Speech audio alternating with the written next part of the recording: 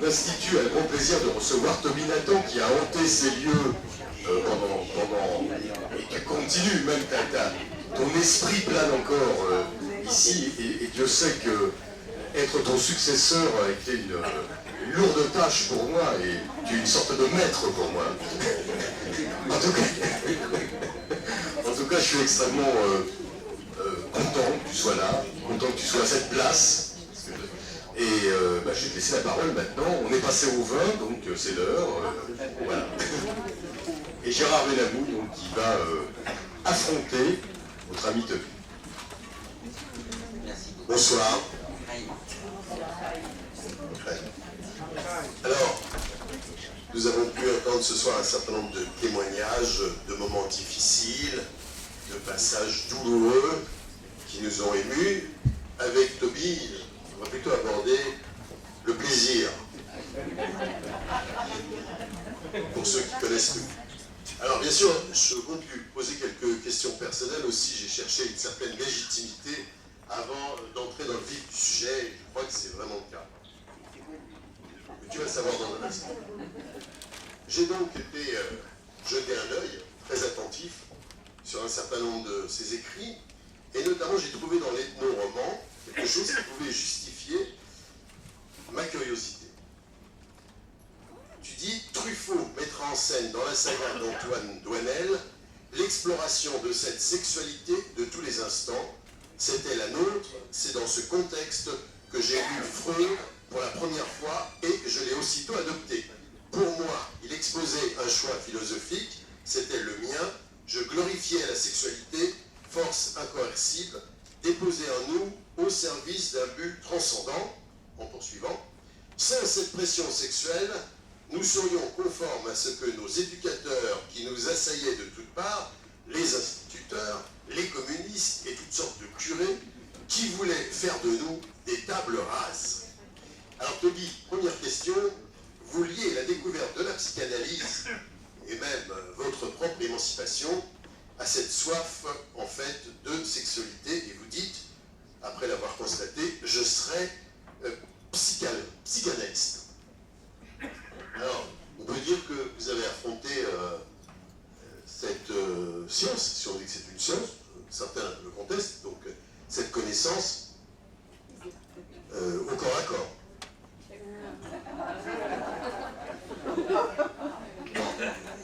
C'est tout de suite dans le vif du sujet. Ouais, c'est l'idée.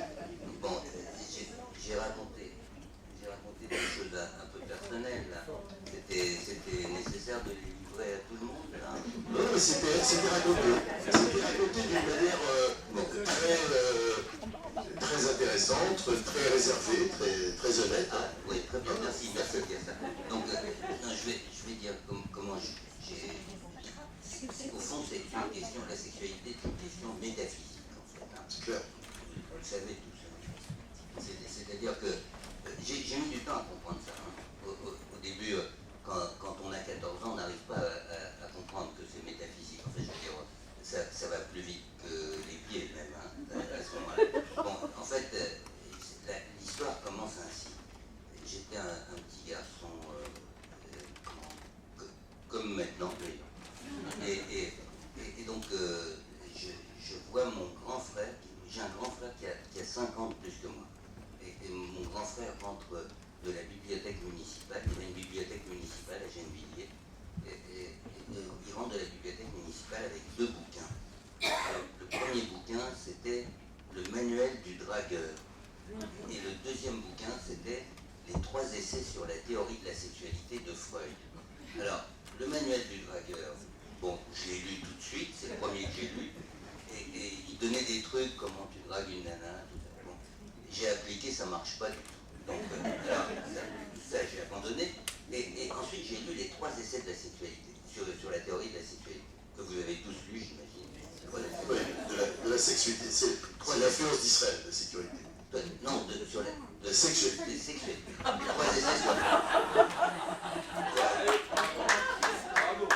essais sur la théorie de la sexualité, voilà, c'est ça. Et là, j'ai été immédiatement passionné. J'avais 14 ans, hein, j'ai compris qu'il y avait enfin quelqu'un qui parlait de moi. Voilà. Donc il parlait vraiment de moi, ce que je ressentais, les complexités de ce que je ressentais, etc. Et je suis rentré là-dedans avec une espèce de passion comme ça. À ce moment-là, j'avais l'impression que j'étais en train de comprendre l'univers. Parce que c'est vrai, quoi. C'est-à-dire, si je m'entendais, moi, rien que ma tête, si on n'entendait rien de sa tête, on resterait seul avec soi, quoi. C'est là qu'on est tranquille, tout ça. Mais malheureusement, il y a un étage en dessous, quoi. Et si tu es pris par l'étage en dessous, tu es obligé de te rapprocher de quelqu'un, quoi. Tu es obligé, quoi. Parce que, et donc, la sexualité était une sorte de contrainte, quoi, à sortir de toi-même. Et ça, c'est pour ça que je dis que c'est métaphysique, et tout de suite, je l'ai perçu comme métaphysique. J'ai mis très très longtemps à comprendre, ça se passe en 1962, hein. Quand j'ai 14 ans, c'est en 1962. Ça se passe en 1962. Je ne me rendais pas compte à l'époque que dans ces espèces d'exploration, je veux dire, on a été une génération, j'imagine, vous voyez tout à l'heure, il faut que je te vous voie aussi. Comme tu veux, choisis. J'imagine que vous, Gérard Benamou, qui êtes de la même génération que moi, vous avez traversé les mêmes, les mêmes intensités, quoi. Et donc, je me souviens très très bien que c'était une obsession de tous les instants. On draguait dans la rue, au cinéma, au bal populaire, aux surprises parties. On pensait qu'il y avait une chose, est-ce qu'on arriverait à embrasser une fille aujourd'hui, peut-être une autre demain, etc. Le plus possible, le plus souvent possible. On était obsédés par ça. Et je ne me rendais pas compte qu'on était une génération comme ça, que c'était pas comme ça avant, et ce ne sera pas comme ça après. Mais évidemment que je ne me rendais pas compte comme ça. Bon, il y en a qui sont encore comme ça, mais ça mais c'était une génération, et en fait, ce qui se préparait, c'était la révolution culturelle de 68, en fait, hein, qui était en train de se préparer dans nos cœurs, dans nos têtes et dans nos pantalons, en fait. Hein.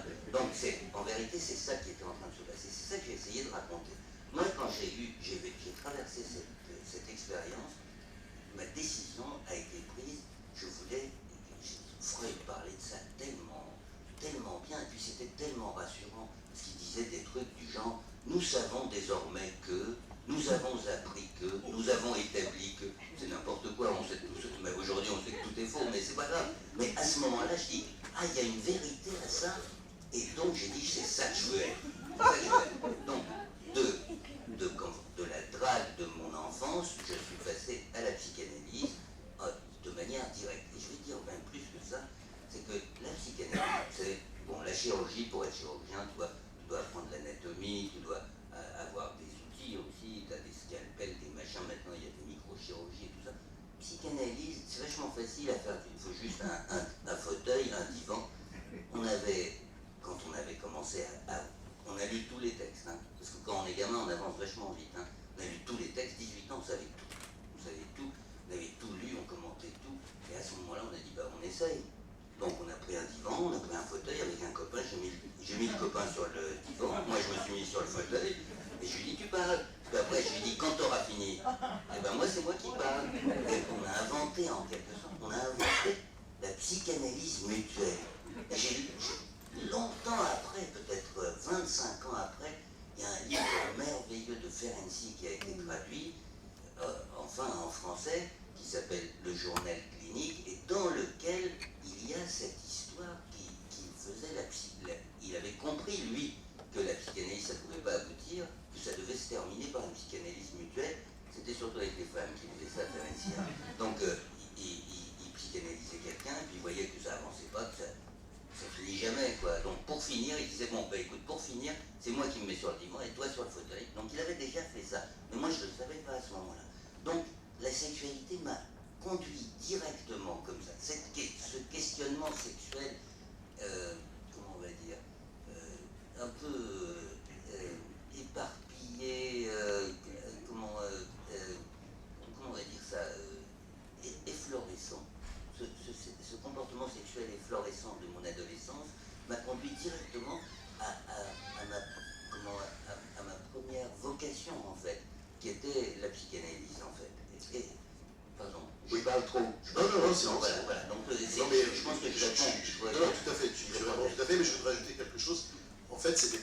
fleuve tranquille non plus, cette marche vers cette connaissance, cette perception de ce que pouvait être la psychanalyse, et à travers cette perception, finalement, pour vous, cette découverte du monde, comme vous le dites quelque part, cette découverte des autres, et cette découverte de vous-même. Et il y avait aussi un paradoxe, parce qu'il y avait cette dimension métaphysique qui était là, qui n'a jamais disparu. Et j'ai retrouvé, par exemple, dans un de vos livres, dans Mon patient Freud. C'était Mon patient, Oui. Sigmund Freud. Ça s'appelle Mon patient Sigmund Freud. C'est ça. Et alors, Hans Gross, un des personnages, vous lui faites dire, c'était la force du désir au cœur de l'individu qui permettait à l'espèce de se perpétuer, et vous ajoutez, en faisant parler le fils cette fois, Otto, de la même famille, Otto ne pouvait accepter ce type de raisonnement, le seul moteur de l'existence étant l'accomplissement d'un destin individuel. Sans suivre un destin familial ou tribal ou même national, la vie aurait été triste. Qu'est-ce que vous voulez dire quand vous parlez de destin individuel, et comment est-ce qu'on peut percevoir un destin individuel? Comment est-ce qu'on repère un destin individuel? C'est vachement compliqué. Hein. Bon, alors donc, non. Alors, je sais pas si tout le monde. D'abord, cette notion de destin individuel. Je sais pas si tout le monde a compris. Vous avez compris ce qu'il a dit? C'est le propre des questions, hein, sinon, si on comprend, c'est plus la peine d'interroger. J'en étais sûr. C'est-à-dire le texte qu'il cite est une discussion entre Hans Gross, qui est le père de Otto Gross. Otto Gross était le véritable inventeur de la psychanalyse. Après, quand Otto Gross meurt, la psychanalyse meurt avec lui, en fait. Hein. C'est ça la vérité. C'est que Otto Gross était à la fois psychanalyste, anarchiste, cocaïnomane et fabricant de désordre, quoi. Fabricant de désordre. Si la psychanalyse ne fabrique pas du désordre, elle ne fait plus rien, quoi. Ça, c'était Otto Gross. Or, Otto Gross était fou aussi. Et donc, il était à la fois l'inventeur de la psychanalyse et en même temps, il était ingérable. Donc, qu'est-ce qu'ils font? Les psychanalystes se réunissent entre eux et il y en a un qui dit, écoute, tu me le soignes. Hein. Donc, c'est Freud qui le file à Jung et il lui dit, tu me l'internes et tu me le soignes. Et donc, lui, Otto Gross, sitôt qu'il est interné, hop, il s'échappe. Il s'échappe, et qu'est-ce qu'il fait? Il se réfugie quelque part, etc. Et tout ce qu'il avait en tête, c'est une discussion enfin avec son père. Or, son père lui dit, écoute, tu ne peux pas te comporter de cette manière, la sexualité qu'il y a en toi ne t'appartient pas. Ce n'est rien qu'une façon de faire le conditionnement de l'espèce. Oui, c'est ça, de reproduire ce que nous sommes, quoi. Ce n'est que ça, la sexualité qui est en toi. Et lui dit non, la sexualité qui est en moi, c'est une force qui révolutionne le monde. C'est ça que dit Otto Gross. Et il a fait des trucs incroyables, des trucs, tu sais, je veux dire, en 1908, on a inventé infiniment plus de choses qu'en 1968. Hein. Il a fait, par exemple, il a épousé 2 femmes en même temps, enfin il ne les a pas épousées, bien sûr c'était interdit, mais il y avait 2 femmes en même temps, bon ça c'était très fréquent, ils étaient tous bigames, je ne sais pas pourquoi. Freud était bigame, Jung était bigame, Ferenczi était bigame, ils étaient tous bigames. Donc lui était bigame aussi, sauf que lui il a fait mieux, il a fait 2 enfants en même temps aux 2 femmes et il les a appelés de la même manière. Donc il y avait Peter Gross, donc il y a 2 Peter Gross nés à presque le même jour, il a calculé son coût et tout, mais presque le même jour et qui s'appelle exactement de la même manière. C'est-à-dire, la sexualité, si ce n'est pas une façon de mettre du désordre, alors elle ne sert à rien. Ça, c'était Otto.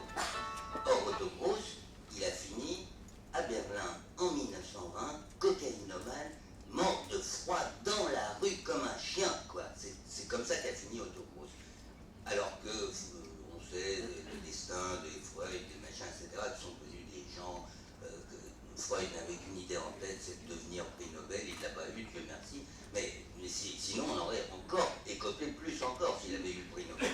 Bon, donc, je veux dire, c'est ça que je suis en train de dire, qu'on découvre ça quand on a 14 ans, cette espèce de révolution qui est à l'intérieur de soi. La révolution, elle est à l'intérieur, et ou tu l'utilises ou tu l'utilises pas. C'est vrai que Truffaut, pigé ce truc-là. Et il a fait une saga absolument faramineuse qui s'appelle la saga d'Antoine Doinel, que vous avez tous vu les uns et les autres, qui raconte comme ça cette sexualité de cette génération. Maintenant, on efface ce que je viens de dire et on repart un tout petit moment en arrière. Ça m'est arrivé parce que j'étais pas un héritier. Parce que j'arrivais dans un pays qui n'était pas le mien, que je ne connaissais pas, que du coup, je n'étais pas sensible aux obligations qui venaient des éducateurs, des curés, de mes parents, etc. C'est-à-dire mes parents, moi j'adore mes parents, j'ai toujours adoré mes parents quand j'étais jeune, aujourd'hui encore ils sont morts bien sûr, malheureusement, mais que Dieu leur réserve une place à côté de lui. Mais je veux dire, je les ai toujours adorés, sauf que pour moi, ils n'étaient pas une parole crédible. Ils parlaient d'un autre monde, ils étaient d'un autre monde. Moi, j'étais là, j'étais dans le monde parce qu'ils ne connaissaient rien de la France. Moi, en 3 mois, en 6 mois, je connaissais tout de la France.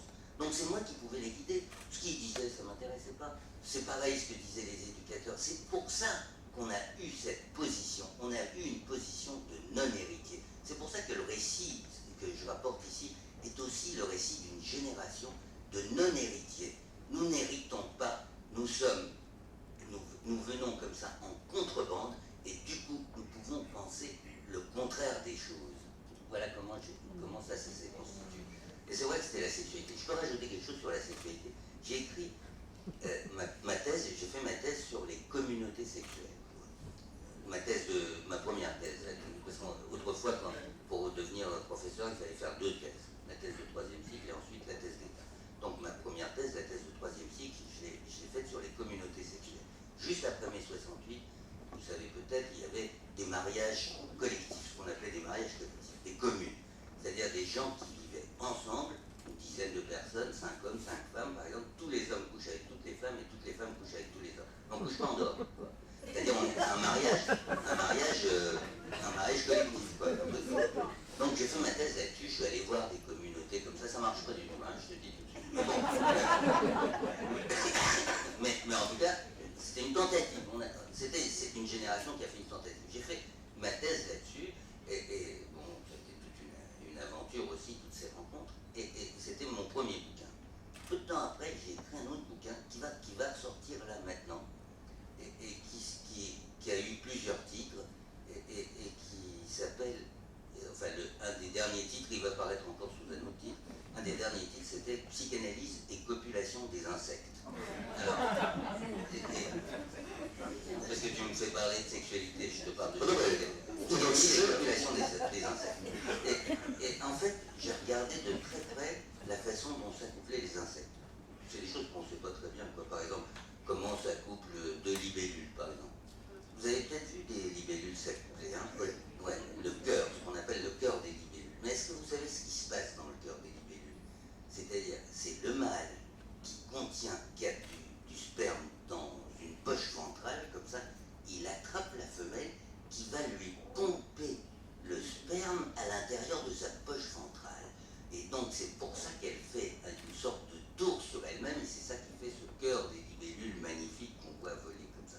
Vous savez comment s'accouplent les punaises, par exemple?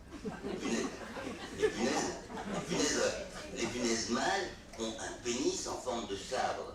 Et donc elles arrivent et elles perforent la femelle, mais à n'importe quel endroit. La femelle a bien un orifice sexuel, mais ça n'a aucune importance parce qu'il la perfore à n'importe quel endroit, puis le sperme circule comme ça dans le sang et il arrive jusqu'à un endroit où il est stocké dans des sortes de boîtes à sperme, et ensuite elle se féconde elle-même. Vous savez, je veux dire, tout ça, c'est des rêves d'hommes, quoi, ou de femmes, quoi. Et donc, c'est évident que tout ce qu'on raconte, on dit c'est des fantasmes personnels. Pas du tout. C'est dans la nature, quoi. C'est dans la nature. Et je suis allé regarder ces choses-là et j'ai comparé à ce qu'on observe dans la cure, quoi, les fantasmes qu'on observe dans la cure. Et j'ai vu combien la sexualité c'est pas seulement chez les êtres humains, quoi, dans le monde animal, et dans le monde animal qui est le plus lointain, parce que les tigres, on regarde les tigres qui s'accouplent, c'est comme des êtres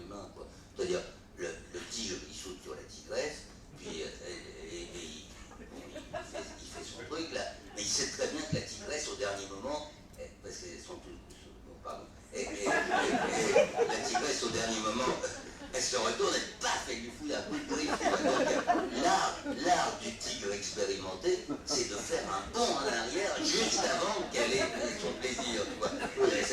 C'est une leçon. Bon, ça, c'est comme les êtres humains. Je veux dire. Mais si tu veux savoir des choses un peu particulières sur la sexualité, il faut que tu ailles regarder la sexualité des êtres qu'on ne connaît pas bien, celle des insectes. Voilà. Alors justement, peut-être si on peut faire un parallèle entre cette sexualité des insectes, notamment que vous venez de décrire avec autant d'enthousiasme et de détail. J'en ai plein d'autres idées. On peut remarquer que justement, Otto Gross, que vous avez cité tout à l'heure, qui est dans Un héros. un héros, mais qui est dans une procédure, on peut dire, de connaissance qui passe exclusivement par la sexualité. Vous avez parlé des communes, mais lui, il a déjà expérimenté ça très largement. Exact. Et peut-être même jusqu'à la folie. Bon, bien sûr, il avait associé la drogue par la suite, mais est allé jusqu'à la folie. Alors est-ce que, à travers cette expérience, à travers cette connaissance que vous avez pu avoir, et les cas notamment des patients que vous avez rencontrés, est-ce que vous justifiez l'idée d'un interdit? Est-ce que la sexualité, ça doit être quelque chose de totalement débridé, et finalement, ça conduit obligatoirement à quelque chose de positif, ou est-ce qu'on peut accepter l'interdit? C'est un piège. Oui. Ça, c'est un piège. Ça, je ne sais pas répondre à ça. Moi, je suis pas du côté de l'interdit. Moi, je suis de l'autre côté. Mais j'aime bien bousculer les interdits. Si on n'avait pas, je ne sais pas ce que je ferais. Ben ça, c'est une réponse déjà. C'est comme tout à l'heure notre ami Philippe Labroix qui a cité cette personne qui a dit « je ne peux pas écrire, je n'ai rien à écrire ». Il faut le dire. Il faut le dire, voilà. C'est ce que j'ai envie de dire. Je ne peux pas dire qu'il faut des interdits. Le fait est que la sexualité est la plupart du temps accompagnée d'interdits et que c'est une sorte de, je sais pas, moi, mais c'est très différent d'une société à une autre. J'ai vécu dans plusieurs sociétés. Hein. J'ai vécu dans plusieurs sociétés, au moins 5-6 sociétés. J'ai vécu des longs moments de ma vie dans plusieurs. Il y a des sociétés où la sexualité est régulée sans interdit? Non, jamais sans interdit, mais avec soit des interdits plus légers, soit avec des interdits plus sympas, quoi. Et je veux dire, bon, on a eu une période catastrophique en Europe, ça, on sait, tout le monde sait, et nous, on était les derniers de cette génération qui a vécu la période victorienne, quoi, qui était complètement débile, quoi. Et ça a duré longtemps, quoi. Ça a duré 100 ans quasiment. Hein. Chez les bourgeois, parce que le peuple n'était pas comme ça, chez les bourgeois. Et ça a été une catastrophe. Mais en même temps, je dirais, quand on regarde, j'ai vécu en Guinée par exemple, en Guinée, les gens, je viens de Guinée là, j'étais 2 ans en Guinée. La sexualité, je veux dire, c'est tellement quelque chose d'évident, d'immédiat, à tel point que tous les hommes et toutes les femmes de la même classe d'âge et du même quartier, il leur est arrivé de coucher ensemble à un moment ou à un autre de leur vie. Quoi. Donc ils se connaissent. Ce qui fait que quand tu choisis quelqu'un, tu choisis en connaissance de cause. Quoi. Donc, tu les as tous essayés aussi. Quoi. Donc, les hommes et les femmes. Hein. Après, maintenant, quand tu les entends parler, ils disent tous qu'ils cherchent le grand amour, que machin, etc. Et enfin, ils se donneront vraiment à quelqu'un qui te raconte des conneries comme il y a 100 ans chez nous. Quoi. Alors, tu te dis, bon, attends, vous parlez de vous parlez de quoi? En fait, bon, c'est drôle, quoi, c'est intéressant. Bon, évidemment, quand tu vis dans un monde, comme par exemple en Amazonie, où tout le monde est à poil, où la seule couverture d'un homme, c'est son étui pénien, qui fait attention de choisir très très long, justement, pour qu'il soit évocateur, quoi, juste un petit étui pénien pointu, pour qu'il soit évocateur, et que c'est son seul vêtement, tu vois. Bon, évidemment, là, c'est pas la même sexualité que là où... Maintenant, les Israéliens, on va dire, c'est entre les deux. Hein. C'est entre... Alors, Tommy, ouais.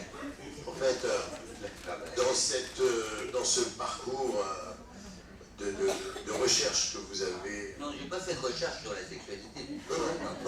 De recherche sur vous-même, de recherche sur la psychanalyse, vous avez rencontré, on n'apprend jamais tout seul, vous avez rencontré un maître, en tout cas vous avez rencontré quelqu'un qui a joué un rôle déterminant dans votre vie d'étudiant à l'époque, Georges Devreux. Comment s'est fait cette rencontre?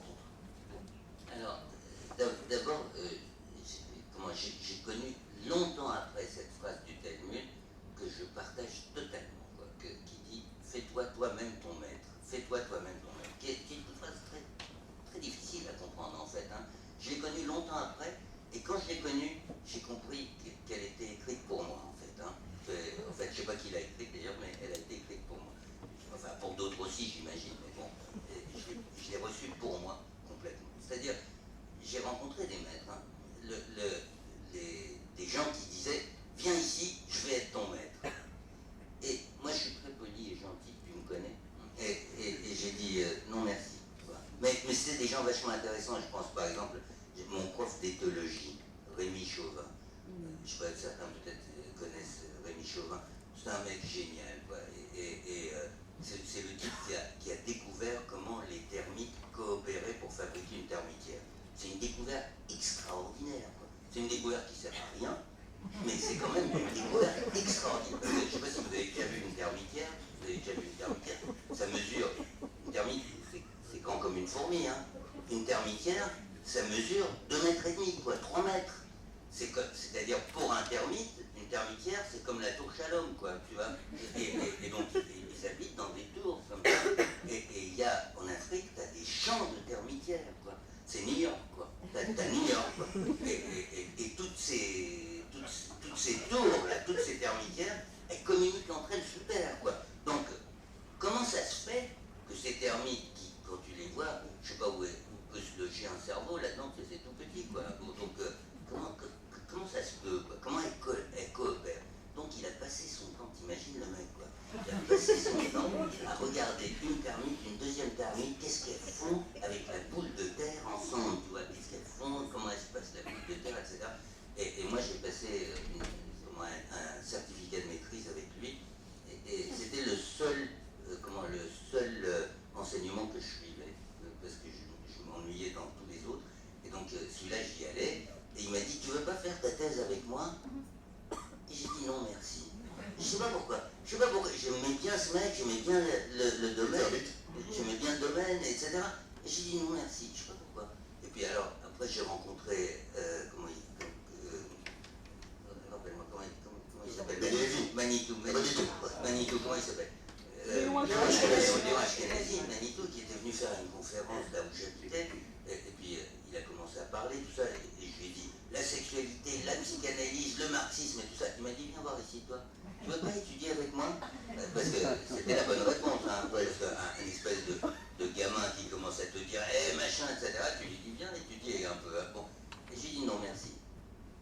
Et je sais pas pourquoi. Parce que Manitou, c'est un mec, après j'ai connu, j'ai lu tout ça. Je trouvais que c'est dommage. Oui, après vous aviez l'air de regretter quelque chose. Oui, bien sûr, j'ai regretté, mais bon, mais c'était pas ça. J'ai dit non, merci. Et un jour, je suis allé présenter un projet de thèse à ce type qui s'appelle Georges Devreux. Georges Devreux, je sais pas, vous ne savez pas qui c'est, Georges Devreux.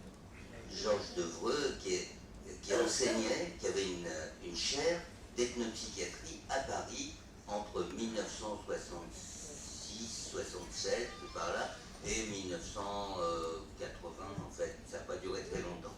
Et ce type, il m'a fasciné, quoi.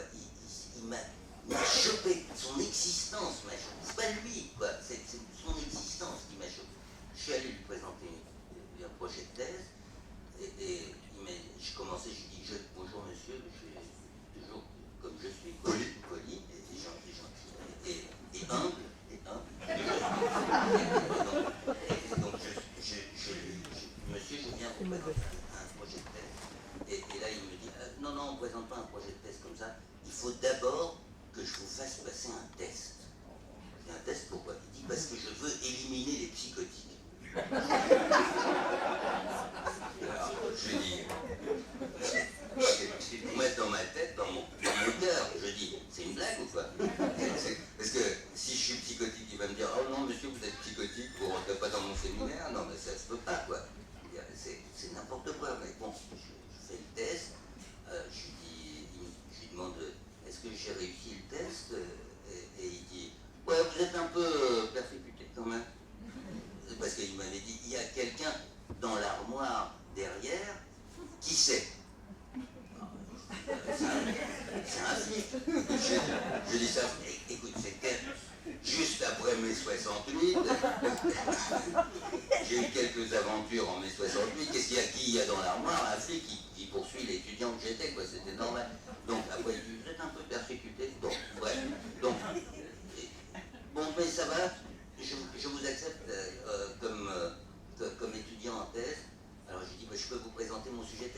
attendez, on attend, attendez.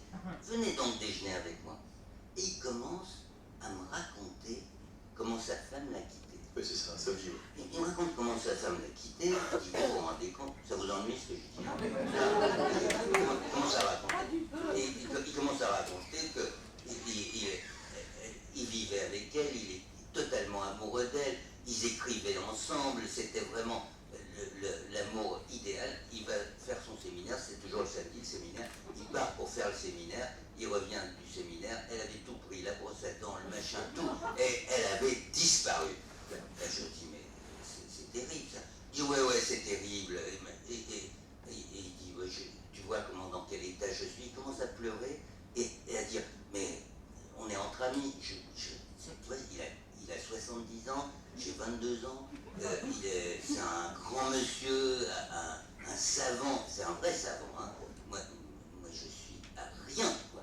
Je suis rien, moins que rien, tu vois. Et donc, il me dit, ah, mais on est amis, je vais te raconter. Et il commence à me raconter comme ça. Et il a opéré un tour de magie. Parce que au dernier moment, ça a duré, je suis arrivé à 10h le matin, je suis parti à minuit. Et pendant tout ce temps-là, il m'a parlé que de lui. Oui, justement, j'étais en train de me demander, est-ce que ça n'a pas été un élément, normalement, pour dire non merci, comme vous avez dit à d'autres, en disant, bon, c'est le gars, finalement, c'est lui qui est psychotique. Et peut-être, et alors, à la sortie, je dis au revoir monsieur, bon, ben, je suis content que vous m'acceptiez en thèse, bon, et à ce moment-là, il dit, asseyez-vous là, assieds-toi là, parce qu'il m'a tutoyé tout de suite, assieds-toi là, je m'assois, il dit, tu seras mon successeur. Il me dit, tu seras mon successeur, tu peux partir maintenant. Et quand je suis parti, c'était un tour de magie. Quand je suis arrivé, je pensais qu'à moi. Quand je suis sorti, je pensais qu'à lui. C'est ça un maître, c'est ça un maître. C'est-à-dire le mec qui te prend la tête et que tu n'as que lui dans la tête. Pendant 10 ans, j'ai eu que lui dans la tête. Ma parole, c'était la sienne. Ce que j'écrivais, c'était son truc. C'est les textes que j'ai écrits, je ne savais pas si c'était moi qui les avais écrits ou lui qui les avait écrits. Ça, c'était un maître.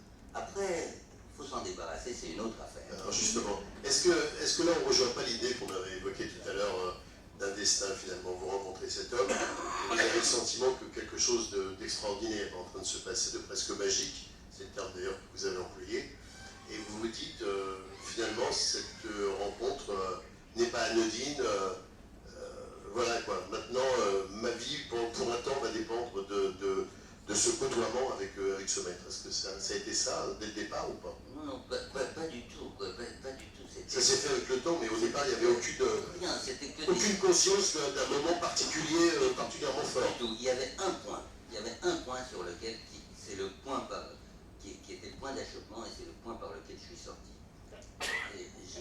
Justement, c'est la question que j'avais posée. Comment est-ce qu'on sort, finalement, de l'enseignement d'un maître, surtout quand il a une emprise pareille? Il s'appelait Georges Devreux. Il était hongrois. Il avait un accent à couper au couteau, hein, un accent hongrois à couper au couteau. Alors je lui dis, Devreux, mais comment tu peux t'appeler Devreux si tu es hongrois? Il n'y a pas une seule autre personne qui s'appelle Devreux en Hongrie. Tu ne peux pas être le seul mec à t'appeler Devreux quand même. Bon, comment que si je m'appelle Devreux, mes parents, c'est mon père, enfin j'ai un ancêtre ou quoi, qui était un soldat de Napoléon qui est allé faire des petits en Hongrie. Écoute, ok. Mais t'es juif? Non, je suis pas juif. Pourquoi si j'étais juif, pourquoi je le cacherais? Alors, en même temps, Devreux, c'est le cousin germain de Edward Taylor. Je ne sais pas si vous connaissez Edward Taylor, c'est l'inventeur de la bombe à H. Edward Taylor. Or, Edward Taylor est juif, totalement juif. Il n'arrête pas de le clamer. Il dit même qu'il a inventé la bombe atomique pour la donner aux juifs, quoi. Je veux dire, bon, alors, c'est quand même... Il n'y a pas plus juif qu'Edward Taylor, quoi. Je dis, mais écoute, Taylor, c'est ton cousin. Du côté de ta mère, en plus. Lui, il est juif. Comment toi, tu dis, ah, arrête, tu m'emmerdes avec tes conneries. Bon. Bref, la guerre de 73, la guerre du Kippour, tout d'un coup, Devreux, il me téléphone toutes les 5 minutes. T'as vu des nouvelles? Qu'est-ce qui s'est passé? Est-ce que ça a avancé? Où ils en sont? Je lui dis, écoute la même radio que moi. Comment tu sais la même chose que moi? Je ne sais pas plus que toi. Comment je saurais? Non, je suis très très inquiet. Et il était fou d'inquiétude. Pourquoi t'es inquiet comme ça? Et donc j'ai appris plus tard que sa seule famille, quoi, sa sœur et son neveu vivaient à Tel Aviv, quoi, pendant la guerre de... Bon, alors, bref, tout ça, c'est quand même quelque chose qui était... Je ne comprenais pas pourquoi il racontait des salades. Il pouvait très bien ne rien dire du tout, ni qu'il était, ni qu'il n'était pas. Mais il fallait qu'il nous fasse penser qu'il n'était pas, alors que tout le monde savait qu'il était. En fait, il s'appelle... Alors, il a réussi le coup génial dont tous les juifs rêvent. C'est-à-dire, il s'appelle Devreux, mais avant ça, il s'appelait Dobo. Mais Dobo, c'était déjà son père qui avait changé. Donc, c'est-à-dire, il s'appelait, en fait, Weissmuller. Et donc c'est le coup qui fait partie de la blague. Comment tu t'appelais avant? Oui, mais avant, comment tu t'appelais? Alors, Toby, à quel moment est-ce que vous vous êtes senti complètement autonome, adulte d'un point de vue de votre connaissance et donc en pleine possession de vos capacités de créativité? Bientôt.